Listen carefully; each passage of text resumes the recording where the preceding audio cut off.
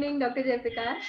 Welcome to the show. Hi, everyone. I'm Dr. Kirti. I'm a radiologist by profession. And today we welcome Dr. Jayaprakash Agrawal, who is a very well-renowned psychiatrist. And so today we are talking about schizophrenia. So Dr. Jayaprakash Agrawal, मेरा पहला सवाल आपसे है कि schizophrenia क्या है? Thanks for inviting me doctor Kirti. आज 24 मई world schizophrenia day है। ये एक तरह से ऐसा डे है जहां हम सिजोफ्रेनिया के बारे में अवेयरनेस फैलाने की कोशिश करते हैं। सिजोफ्रेनिया एक मानसिक रोग है। It's a serious mental disorder. It's a disorder where there is a disturbance in thought as well as perception. मतलब जहां इंसान हिंदी में इसे कहते हैं मनोविदलता। ये ऐसी बीमारी है जहाँ पे कई बार इंसान को कुछ असामान्य अनुभव होते हैं, या ऐसा लगता है जैसे कोई आवाज़ें आ रही हैं, कोई बात कर रहा है, या कई बार ऐसा लगता है कोई शक हो रहा है। तो एक तरह से द प्रॉब्लम इज़ कि patient can't differentiate between reality from virtuality, और क्या रियल है और क्या अनरियल है उसके बीच में डिफरेंस क्रिएट महसूस नहीं कर पाता। और इसी को हम कहते हैं कि पेशेंट के अंदर इंसाइट नहीं होती सिजोफ्रेनिक पेशेंट में। तो सिजोफ्रेनिया एक गंभीर मानसिक रोग है जहाँ पे इंसान को अपनी बीमारी के बारे में इंसाइट नहीं है, वो खुद नहीं जानता कि उसे कोई बीमारी है, और इसके लक्षण की वजह से वो स्वयं भी परेशान रहता है और उसके घर वाले भी परेशान रहते हैं। तो आपके एक्सपीरियंस में जो इस तरह के पेशेंट्स होते हैं जिन्हें जो खुद ही नहीं मानते कि वो बीमार है, तो क्या वो आसानी से इलाज के लिए तैयार हो जाते हैं? यही इस बीमारी की सबसे बड़ी प्रॉब्लम है कि पेशेंट को मालूम नहीं है कि वो बीमार है, और घर वाले भी यही समझते हैं कई बार बीमारी के शुरुआती लक्षण में कि शायद ये जानबूझ के कर रहा है, या इसकी तो आदत हो गई है। तो अधिकांश लोग इलाज के लिए नहीं पहुंच पाते हैं, और जब तक बीमारी बढ़ती है और लक्षण स्पष्ट रूप से प्रकट होते हैं, तब तक कई बार कुछ साल बीत चुके होते हैं बीमारी के, और इलाज पहले से अधिक मुश्किल हो जाता है। स्किज़ोफ्रेनिया कितने तरह का होता है? सिजोफ्रेनिया कुछ किस्मों का होता है, जैसे कि एक होता है जिसे कहते हैं पैरानॉइड सिजोफ्रेनिया। पैरानॉइड सिजोफ्रेनिया वो है जिसके अंदर इंसान को शक की भावना रहती है कि कोई मेरे बारे में बात कर रहा है, कोई मेरा पीछा कर रहा है, कोई मुझे मारने की कोशिश कर रहा है, या मेरे पति या पत्नी का कोई अवैध संबंध है। इस तरह का शक भी सिजोफ्रेनिया में हो सकता है। ओके। ठीक है, कुछ आवाजें सुनाई देती हैं जिसे हम हेलुसिनेशंस कहते हैं। तो पैरानॉइड सिजोफ्रेनिया में बेसिकली दो तरह के सिम्टम्स ज्यादा कॉमनली मिलते हैं, जिसे हम कहते हैं delusions and hallucinations. Paranoid schizophrenia के अलावा जो दूसरे टाइप है, एक होती है कैटाटोनिक सिजोफ्रेनिया। कैटाटोनिक सिजोफ्रेनिया के अंदर जो प्रॉब्लम दिखती है वो बेसिकली मोटर मूवमेंट्स में दिखती है, कि अगर इंसान ने हाथ एक पर्टिकुलर डायरेक्शन में रख दिया तो हाथ वैसा का वैसा रह जाता है, जिसे हम कहते हैं वैक्सी फ्लेक्सिबिलिटी। या गर्दन ऐसी अगर हमने यहाँ कर दी है तो गर्दन ऐसी की ऐसी रह जाएगी। तो there is motor problems in this type of schizophrenia. तो this is called catatonic schizophrenia. एक तरह से पहले कैटाटोनिक एक्साइटमेंट आता है, फिर कैटाटोनिक स्टूपर आता है। स्टूपर मतलब जहाँ पेशेंट हिलडुल ही नहीं पाता, एकदम मतलब बिल्कुल मरनासन सी स्थिति में दिखाई देने लग जाता है। Rigid that is type. Catatonic schizophrenia. फिर एक होता है जिसे हम कहते हैं डिसऑर्गेनाइज्ड या हेबेफ्रेनिक सिजोफ्रेनिया, जो हमें आमतौर पे सड़क पे विक्षिप्त से लोग घूमते हुए दिखाई देते हैं। वो बेसिकली हेबेफ्रेनिक या डिसऑर्गेनाइज्ड सिजोफ्रेनिया वाले होते हैं, जो कि दांत निकालते हैं, पत्थर मारते हैं, या कपड़े फाड़ते हैं, या एक तरह से कहते हैं उनका पूरा जो थॉट प्रोसेस है वो डिसऑर्गेनाइज्ड है। That is called disorganised schizophrenia. फिर एक होता है जिसमें कहते हैं कि ये तीनों ब्रॉड कैटेगरीज, जहाँ पे अनडिफरेंशिएटेड सिजोफ्रेनिया कहते हैं, जहाँ पे सिजोफ्रेनिया है ये पता चल रहा है पर कौन सी टाइप का है ये कहना मुश्किल है। दैट वी कॉल इट कि कोई मिक्स से सिम्टम्स हो सकते हैं, that we called undifferentiated schizophrenia. और एक पांचवा डिसऑर्डर, पांचवी टाइप और है जो कि इन चार से भी ज्यादा खतरनाक है, जिसका नाम है simple schizophrenia. Simple is the नाम मोस्ट कॉम्प्लिकेटेड। नाम सिंपल है बट मोस्ट कॉम्प्लिकेटेड है। सिंपल सिजोफ्रेनिया वो है जहाँ पे नेगेटिव सिम्टम्स प्रीडोमिनेट करते हैं। नेगेटिव सिम्टम्स मतलब there is a lack of feelings, apathy, lack of feeling of pleasure, anhedonia, lack of initiative taking, lack of will. तो कोई भी काम करने में मन ही नहीं लगेगा, कोई भी काम चालू ही नहीं कर पाएंगे, किसी काम में कोई इनिशिएटिव टेकिंग नहीं होगी, तो एक इंसान बिल्कुल वैसा दिखाई देगा जैसे कि एक बिल्कुल जीवन से बेजार है, कुछ करना ही नहीं चाहता है। लोग हो सकता है उसे आलसी समझें, लोग हो सकता है समझें कि ये किसी काम का नहीं है, पर कई बार ऐसा पेशेंट जिनको ये लक्षण होते हैं वो सिंपल सिजोफ्रेनिया से ग्रसित होता है। सिंपल सिजोफ्रेनिया के साथ ये है क्योंकि इसके लक्षण उतने स्पष्ट नहीं होते हैं, तो ये इलाज के लिए सबसे लेट आते हैं, और इलाज के लिए सबसे लेट आते हैं तो इसका इनका उपचार भी सबसे मुश्किल होता है। ओके, तो तो ये ये सिंपल सिजोफ्रेनिया में जो है, इसमें भी डिल्यूशन और हेलुसिनेशंस जो होते हैं हो सकते हैं, पर वो लेट स्टेज में होते हैं। Late stage. डेल्यूजन और हेलुसिनेशन एक तरह से हम कहते हैं पॉजिटिव सिम्टम्स। पॉजिटिव सिम्टम मतलब जो सामान्यतः नहीं पाए जाते पर इन मरीजों में पाए जाते हैं, that is positive symptoms.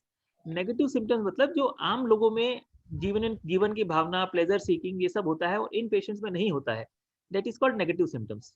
Interesting. तो positive symptoms are comparatively easier to treat than negative symptoms. Right, because उसको आइडेंटिफाई करना सबसे बड़ा चैलेंज है। आइडेंटिफाई करना मुश्किल है, घर वाले भी आइडेंटिफाई नहीं कर पाते। वो उसे आलसी या ये इसकी आदत है या ये किसी काम का नहीं है यही मान लेते हैं, और ये समझ नहीं पाते कि शायद ये सिंपल सिजोफ्रेनिया के लक्षण हो सकते हैं। तो ये 5 ब्रॉड कैटेगरीज हैं: पैरानॉइड, कैटाटोनिक, डिसऑर्गेनाइज्ड, अनडिफरेंशिएटेड और सिंपल सिजोफ्रेनिया। तो इन सब के और क्या लक्षण हैं जो आपने बताया इसके अलावा? सबसे जो कॉमन टाइप है दैट इज पैरानॉइड। तो उसमें जो सबसे कॉमन लक्षण होते हैं वो है डेल्यूजन। डेल्यूजन मतलब एक तरह से false belief which is not explain by any reasoning, जिसे करेक्शन करना मुश्किल है। कि अगर इंसान को लग रहा है कि मेरी वाइफ का कोई अफेयर चल रहा है और आप उसे समझाने की कोशिश कर रहे हो कि भाई, पूरे उसे एविडेंस भी दे रहे हो कि भाई देखो कोई ऐसा कारण नहीं है जिसके आप पर आप माने कि कोई अफेयर नहीं है, पर फिर भी उसे ऐसा लगता है कि, और बिल्कुल स्पष्ट विचार होता है और इतना स्ट्रांग होता है कि किसी भी तरीके से उसे हिलाया नहीं जा सकता या छेड़ा नहीं, मतलब करेक्ट नहीं किया जा सकता। तो दैट इज डेल्यूजन। तो डेल्यूजन और हेलुसिनेशंस, हेलुसिनेशंस आमतौर पे कई तरह के हैं। सिजोफ्रेनिया में जो हेलुसिनेशन ज्यादा कॉमन है दैट इज ऑडिटरी, या कानों में जो आवाजें सुनाई देती हैं, ऑडिटरी हेलुसिनेशन। कुछ कुछ पेशेंट्स में visual hallucination, gustatory, tactile, olfactory, मतलब जो हमारे 5 सेंस ऑर्गन्स हैं, auditory hallucination is more common. बाकी हेलुसिनेशन भी कुछ कुछ मेरे पेशेंट में मिलते हैं। हेलुसिनेशन ऐसा है जैसे आपको मेरी आवाज सुनाई दे रही है, वैसे ही उन्हें इतनी ही स्पष्ट, इतनी ही क्लियर, इतनी ही प्रिसाइज वो आवाजें सुनाई देती हैं जिन्हें हम हेलुसिनेशन कह रहे हैं। और अगर हम उस आदमी को बतौलने की कोशिश करेंगे कि भाई ये रियल की आवाजें नहीं है, ये सिर्फ तुम्हें बीमारी की वजह से सुनाई दे रही है, तो हो सकता है वो विश्वास नहीं करे, क्योंकि उसे वो आवाज वैसी ही सुनाई दे रही है जैसे आपको मेरी आवाज सुनाई दे रही है। Hallucinations can many times are threatening, डराने वाले होते हैं, कई बार बहुत वल्गर होते हैं, कई बार कमांडिंग होते हैं। मतलब कमांड इस तरह के भी हो सकते हैं कि तुम छत पे जाओ और कूद जाओ। ओह माय गॉड, ऐसा भी हो सकता है कि चाकू उठाओ और सामने वाले को मार दो। सीरियसली? हाँ, तो हेलुसिनेशंस कैन बी कमांडिंग। फिर एक होते हैं third person hallucination. Third person hallucination वो होते हैं जहाँ पे ऐसा लगता है जैसे 2 लोग गॉसिप कर रहे हैं मेरे बारे में, और मेरे को दोनों की आवाज आ रही है, 2 या 3, 2 से ज्यादा आवाजें आ रही हैं कि हाँ इसने ये सही किया, हाँ इसने अच्छा नहीं किया, इसके साथ ऐसा ही होना चाहिए था। तो ऐसा लगता है कि लोग आपको डिस्कस कर रहे हैं, और ये सब आवाजें आपके दिमाग के अंदर से ही उपज रही है, पर आपको ऐसा लगता है जैसे ये आवाजें बाहर से आ रही हैं।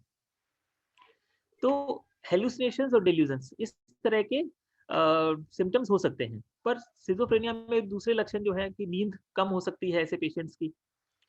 ऐसे पेशेंट्स असामान्य व्यवहार कर सकते हैं, ऐसा लगता है जैसे आदमी अकेले से बात कर रहा है, मतलब सेल्फ टॉकिंग। पर सेल्फ टॉकिंग भी वो ज्यादातर कई बार हेलुसिनेशंस का जवाब दे रहा होता है।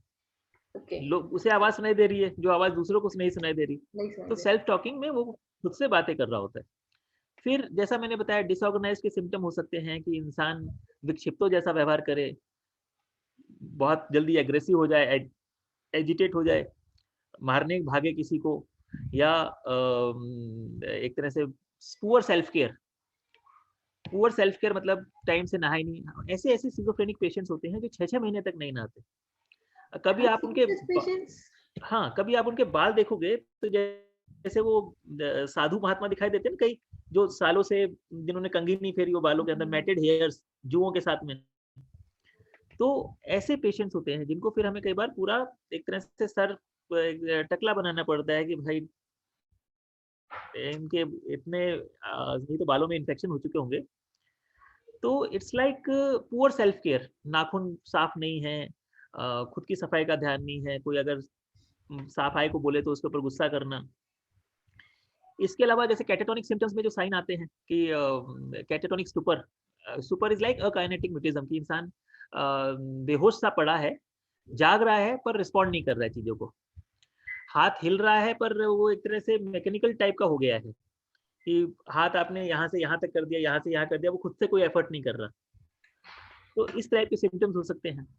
और जैसे कि सिंपल सिजोफ्रेनिया में हमने बताया नेगेटिव सिम्टम्स, तो नेगेटिव सिम्टम्स वो है कि किसी भी काम करने में आनंद नहीं आ रहा, किसी भी काम करने में इंटरेस्ट नहीं आ रहा। तो कई बार सिंपल सिजोफ्रेनिया जो है डिप्रेशन के साथ भी कंफ्यूज हो जाता है, राइट। कि डिप्रेशन में भी इसी तरह के नेगेटिव सिम्टम्स आते हैं और सिजोफ्रेनिया में भी इसी तरह के नेगेटिव सिम्टम्स आते हैं। So तो are कई you bar able to diagnosis भी एक differentiate? चैलेंज, हाँ डायग्नोसिस भी कई बार चैलेंजिंग हो सकता है। तो बेसिकली इस तरह के ग्रॉस साइन एंड सिम्टम्स हैं सिजोफ्रेनिया के। और सिजोफ्रेनिया करीब करीब 1% of world population suffers from schizophrenia. It's 1%? Not a small number. That's quite a lot. 1%, quite a lot. तो जैसे मान लो कोविड केसेस हम देखते हैं, तो आज इंडिया के करीब 2% आबादी को कोविड हुआ है, पर we know so many people who have suffered from covid within our families, within our city, and even in films and politics also, कि who have suffered. But when we talk of 1%, we don't find many patients or celebrities who openly accept. So So many a does that mean times, that people are not coming forward or hiding their diagnosis? most of the time, they themselves don't know. Most of the time, even their family don't know. Only apparent और जो जहाँ एकदम manifested case है कि आप बिल्कुल gross symptoms आ गए हैं, तभी patients आमतौर पे डॉक्टर तक पहुंच पाते हैं। नहीं तो milder categories तो unrecognized ही चली जाती हैं। तो सिजोफ्रेनिया 1% वर्ल्ड पॉपुलेशन को है, हर रेस के अंदर, हर जेंडर में, मतलब जो भी है, it's roughly has equal gender proportion, and it's found in all continents of the globe. So it's Age group? universal. Age group? Age group, uh, age of onset is usually 15 to 25 years of age. आमतौर पे 15 से 25 साल की as में start होता है। कुछ cases में लेट ऑनसेट है, मोर आफ्टर 30 और 40 इयर्स ऑफ एज। कभी कभी ओल्ड एज में भी चालू होता है, पर usually the age of onset is 15 to 25 years of age. It starts at 15 to 25 years of age, but it persists throughout.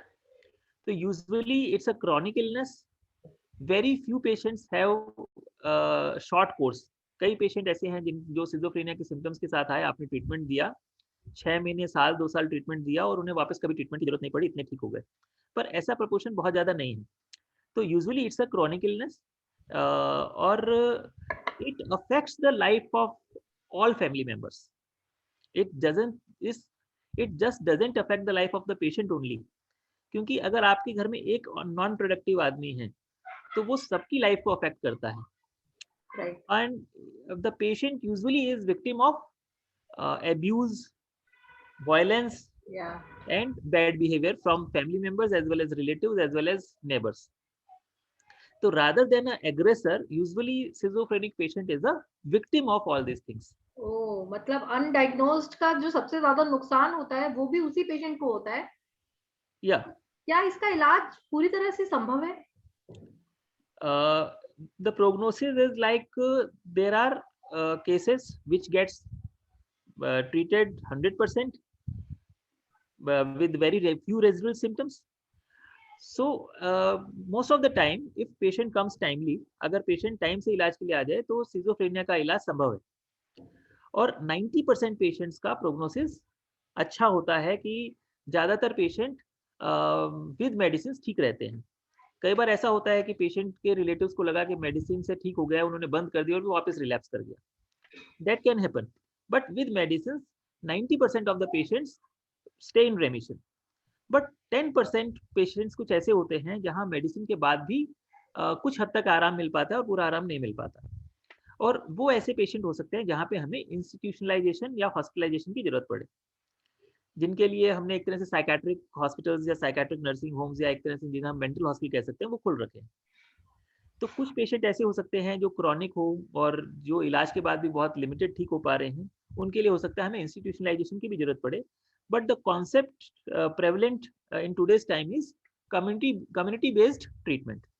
घर के अंदर जितना अच्छा इलाज हो सकता है वो बेस्ट है, घर राइट। वाले जितनी केयर अच्छी कर सकते हैं वो बेस्ट है। और इसी कारण से आप अगर देखेंगे तो इंडिया के अंदर जो सिजोफ्रेनिक्स का प्रोग्नोसिस है that is better than the rest of the world, क्योंकि हमारा जो फैमिली स्ट्रक्चर है that better. Takes care of the needs of the patient in a better way than the rest of the world. Yes, एक bonding है और एक caring जो है इंडियन सोसाइटी में। एक मैं एग्जांपल देता हूँ कि दो मैथमेटिशियंस हुए फेमस। एक थे जॉन नैश, जिनके ऊपर एक मूवी बनी द ब्यूटीफुल माइंड, एंड एक थे हमारे बिहार के वशिष्ठ नारायण सिंह। तो they both were mathematician. John Nash got Nobel Prize also. They both suffered from schizophrenia. पर शायद वशिष्ठ नारायण सिंह के परिवार वाले या वाइफ उतने सपोर्टिव नहीं थे और उतना वो बीमारी को समझ नहीं पाए, और ही couldn't get that good treatment.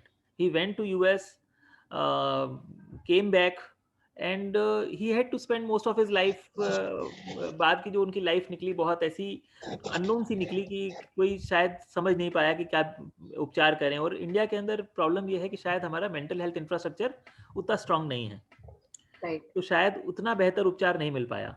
और John Nash got Nobel prize even after suffering from schizophrenia. तो basically we need to develop mental health facilities. We have family structure, but still we need to develop mental health facilities so that such talent is not wasted.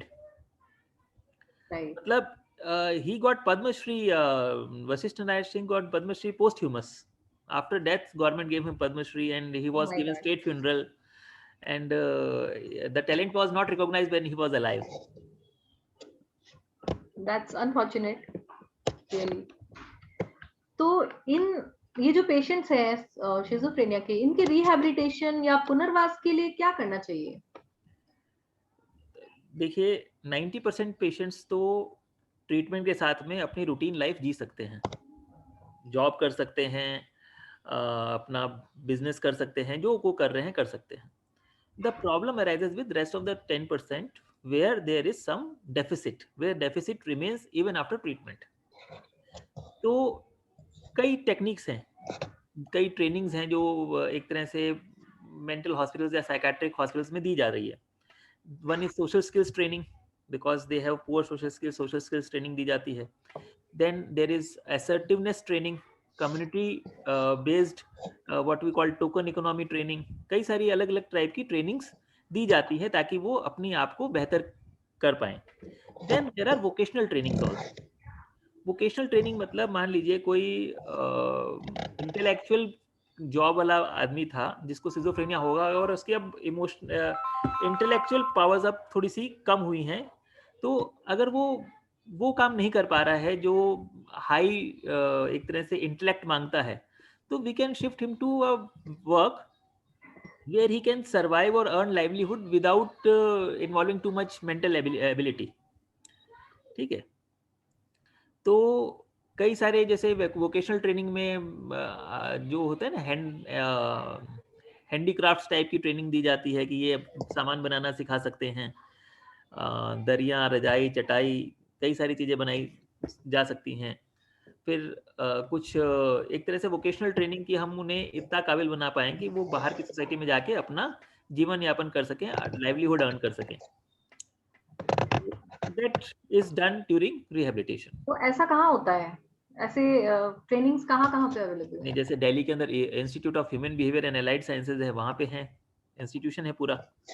फिर NIMHANS में है, Gwalior mental, जैसे हमारे ग्वालियर का जो मानसिक आरोग्यशाला है वहाँ पे है, इंदौर में है। तो most of the psychiatric centres have facilities for rehabilitation. Okay, so now coming on to the most relevant question of the era, जो अभी पैंडेमिक चल रहा है, कि जो शिजोफ्रेनिया के पेशेंट्स है या मेंटल हेल्थ से जो ग्रसित पेशेंट्स है, इन लोगों के लिए कोविड वैक्सीन के लिए आपका क्या स्टैंड है? Mental health professionals throughout the world are demanding कि mentally ill patients should get priority in vaccination. The reason behind, most of them are unable to take care of themselves. मतलब जो इंसान खुद की देखभाल नहीं कर पा रहा है, खुद का भला बुरा नहीं सोच पा रहा है, उससे हम ये एक्सपेक्ट नहीं कर सकते कि वो जब भी बाहर जाए मास्क लगा के जाए। मास्क लगा के जाए, हाइजीन। जैसे अगर ओपीडी में भी कोई पेशेंट है तो हम उसे कह सकते हैं मास्क लगा लो, पर बीच में वो उतार देगा, क्योंकि वो नेचुरल है कि उससे हम बहुत ज़्यादा एक्सपेक्टेशन नहीं कर सकते। We can see take our precaution कि हम डिस्टेंस मेंटेन कर सकते हैं। पर जैसे वार्ड्स के अंदर कई बार मेंटल पेशेंट्स के वार्ड है मान लीजिए, तो वहाँ पे क्योंकि अगर वो मास्क नहीं लगा पाएंगे या अपनी देखभाल नहीं कर पाएंगे या अपना भला बुरा नहीं सोच पाएंगे, तो वो खुद के लिए भी खतरनाक हो सकता है और उनके आसपास वाले दूसरे लोगों के लिए भी खतरनाक हो सकता है। They can spread the virus also, they can be a victim of the virus also. Right. So if they are giving priority, then whole community will be benefited. Many times these mentally ill patients also suffer from comorbidities like hypertension, diabetes, or many other medical comorbidity, maybe tuberculosis or asthma. तो वो comorbidity की वजह से भी the virus can be more deadly to those people. Right. Right. So summing up, what is your message? One message to the society in general as regards to schizophrenia on this today World Schizophrenia Day. The message is that mental health needs to be taken seriously. We are currently undergoing a pandemic of virus, but soon after the virus will be over, there will be mental health problems which will be seen all around. Right. तो pandemic के बाद हो सकता है pandemic के after effects में mental health के ऊपर विशेष हमें ध्यान देने की जरूरत है। As a society, as a country, even as a government, we need to take care of mental health of all, और schizophrenia is a major mental health challenge. So early diagnosis and treatment is most important. अगर आपको आपके परिवार वालों को कभी भी ऐसा लगता है कि हमारे परिवार का ये सदस्य है जिसे सिजोफ्रेनिया के जो हम लक्षण बता रहे हैं इनमें से कोई भी लक्षण है, तो उसे हम साइकियाट्रिस्ट के पास लेकर जाएं, उसका डायग्नोसिस करवाएं, और अगर उससे कोई बीमारी निकलती है तो उसका ट्रीटमेंट करवाएं। So most important for us as individuals, as building block of society is कि हम mental health को destigmatize करें, जो कि mental health से associated stigma जो बहुत ज्यादा है उससे बाहर आए और सही टाइम पे साइकेट्रिस्ट की हेल्प लें। Dr. Jayaprakash Agrawal, thank you for the session. And for audience, if you want to connect with Dr. Jayaprakash, all the details will be available in the description box. And please let us know if you want Dr. Jayaprakash to talk on other topics as well. Dr. Jayaprakash is a very renowned mental health expert. So see you again. Thank you. Okay, thank you. Okay.